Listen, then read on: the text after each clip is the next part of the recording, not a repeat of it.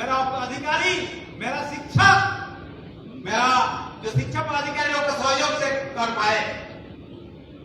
हम लोग total number, ये हम बोल रहे हैं इसका सिर्फ माध्यमिक का सेकेंडरी एग्जाम का total number of student enrol था 4,33,718।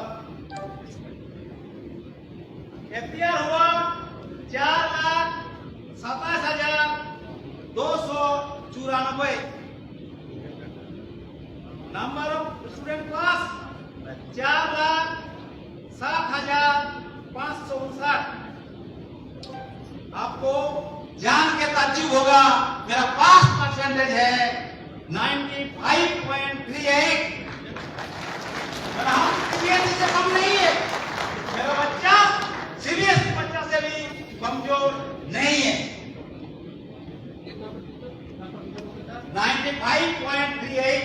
आप लोग को सब कुछ मिल जाएगा, चिंता मत कीजिए, मेरे से सब कुछ भेज देंगे। फर्स्ट डिवीजन का परसेंटेज सुनिएगा तो आश्चर्य हो जाइएगा, 66.23। सेकंड डिवीजन का 31.05। थर्ड डिवीजन का 2.72 नेग्लिजिबल।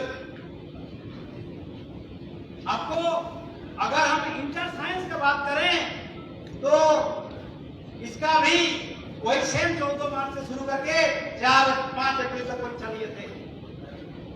आज 14 अप्रैल 24 अप्रैल से इसका मूल्यांकन चालू किए थे। नंबर ऑफ स्टूडेंट्स एनरोल था 7,74,679। Pass number of student appeared 7,73,833। Number of student pass 60,134। Pass percentage 81.45। इसके बाद आइए मेरा मेरिटोरियस बच्चे का खेल। फर्स्ट डिवीजन हुआ 90.60। सेकेंड डिवीजन हुआ 9.37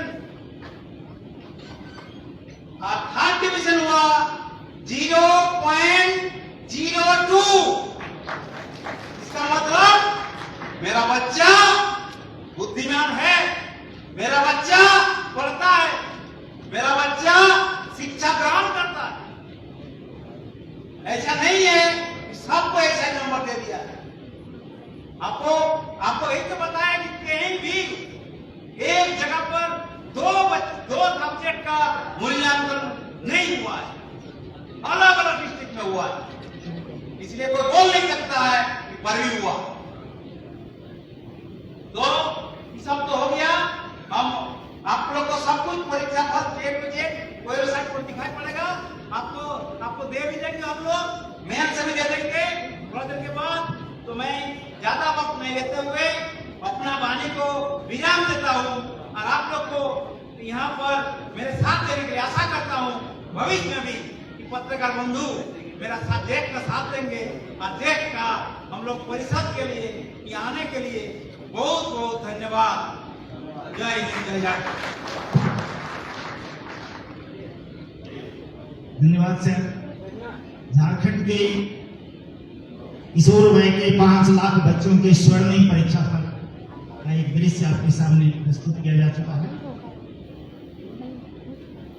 हमें भी याद रखें जब लिखे तारीख गुलशन की, हमें भी याद रखें जब लिखे तारीख गुलशन की कि हमने भी लुटाया है चमन में आसमां।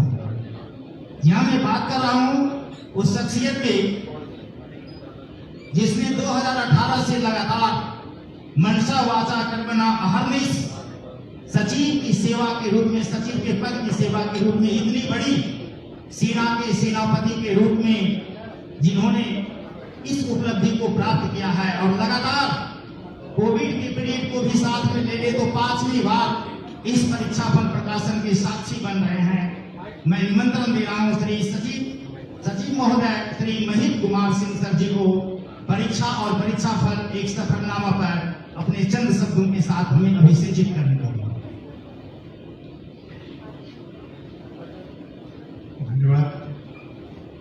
मंचासीन उपस्थित मुख्य अतिथि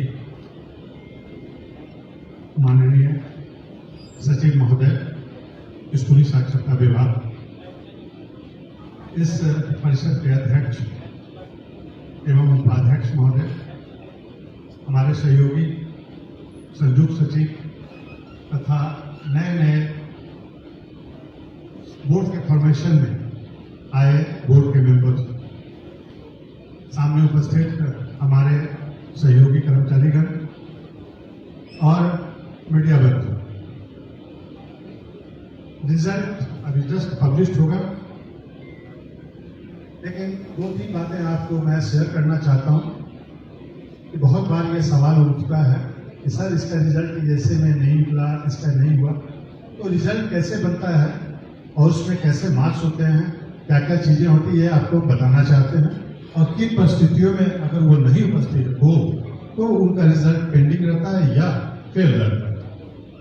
आपको मालूम है कि 10th और 12th में ऑब्जेक्टिव OMR पे और रिटन एग्जाम दोनों होता है, और 20 नंबर का जिसमें प्रैक्टिकल है या प्रैक्टिकल का जो नंबर है वो रहता है, और रेस्ट जो नंबर बचता है उसमें 50% OMR का रहता है और 50% रिटन का रहता है।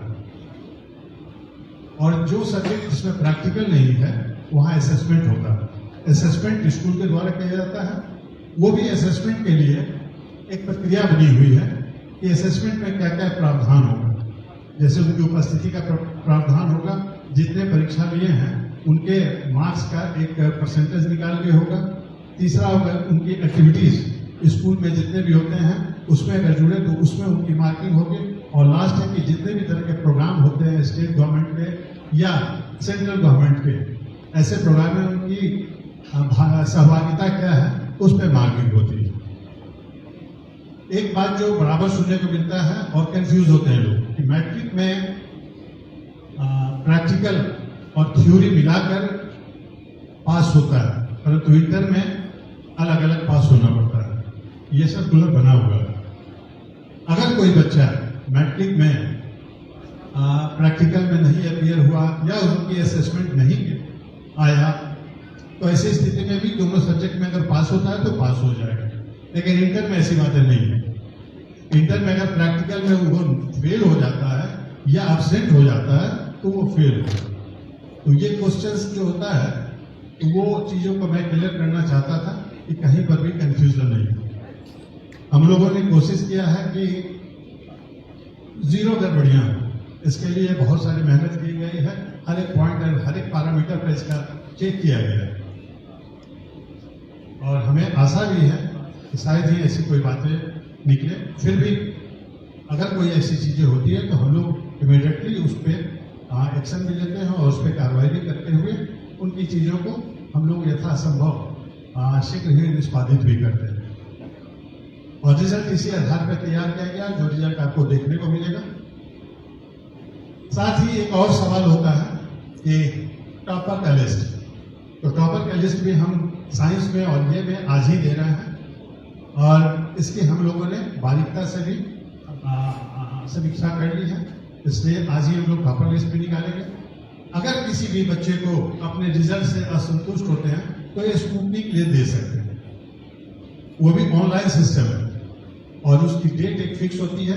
अगर उस डेट में वो देंगे तो उनकी चीज को स्कूटनी करा के हम लोग पुनः उनको भी ऑनलाइन ही मैसेज कर देते हैं। अगर उनका कहीं नंबर छूट गया था तो हम लोग उसमें उनको वो नंबर देते हुए रिजल्ट का संशोधन कर देते हैं। लेकिन किसी भी स्तर पे स्कूटनी जो होता है केवल टोटलिंग होता है, नया तरह से कॉपी नहीं जांची जाती है। तो ये सारे जो कंफ्यूजन है उसको हम दूर करने के लिए ही आज यहाँ पे खड़े हुए थे। हमें लगता है कि जो बातें कहीं ना कहीं धन पैदा करता है वो आज हम लोगों ने क्लियर किया है और इस उम्मीद के साथ कि रिजल्ट हम लोग पब्लिश करेंगे और इस शुभकामना के साथ कि जो भी रिजल्ट में अच्छे किए हैं या पास हुए हैं सभी को ढेर सारी शुभकामना। और जो असफल हुए हैं वो कभी न घबराएं, क्योंकि असफलता में ही सफलता की कहानी जुड़ी होगी। धन्यवाद। धन्यवाद सर। और अब वक्त है जिसके लिए झारखंड के लगभग 5 लाख बच्चे और उनकी कोमल अंगुलियां किसी न किसी मोबाइल पर या साइबर कैफे में या किसी डेस्कटॉप के सामने अभी टकटकी लगाए देख रही हो। यानी वक्त है अब परीक्षा फल प्रकाशन का। जय के व्यवसाय